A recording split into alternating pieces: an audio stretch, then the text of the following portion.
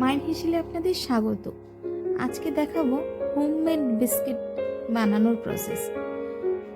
আমি একটা বোলের মধ্যে নিয়ে নিচ্ছি কিছুটা বাটার, তার সাথে নিচ্ছি 2 টেবিল চামচ মতো চিনি গুঁড়ো।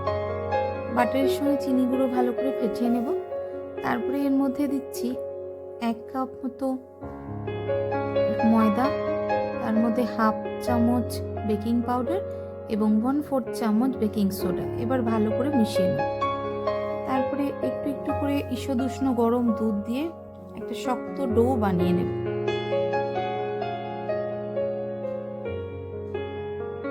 এরপরে এর মধ্যে দিচ্ছি 1 চামচ মতো ভ্যানিলা এসেন্স এবং কিছু চকো চিপস।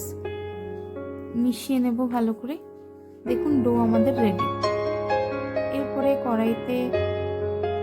গ্যাসে কড়াই বসিয়ে তার মধ্যে একটা স্ট্যান্ড বসিয়ে নেব এবং একটি স্টিলের থালাতে বাটার পেপার দিয়ে তার উপরে এই ময়দার বিস্কিটগুলো একটু গ্যাপ করে করে বসিয়ে দেবো।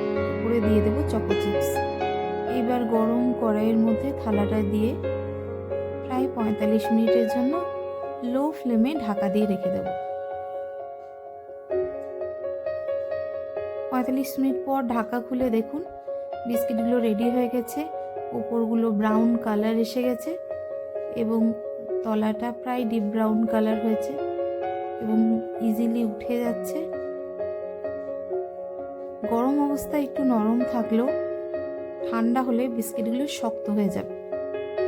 দেখুন বিস্কিট আমার রেডি, একদম শক্ত খাস্তা biscuit ready and served. Recipe দেখা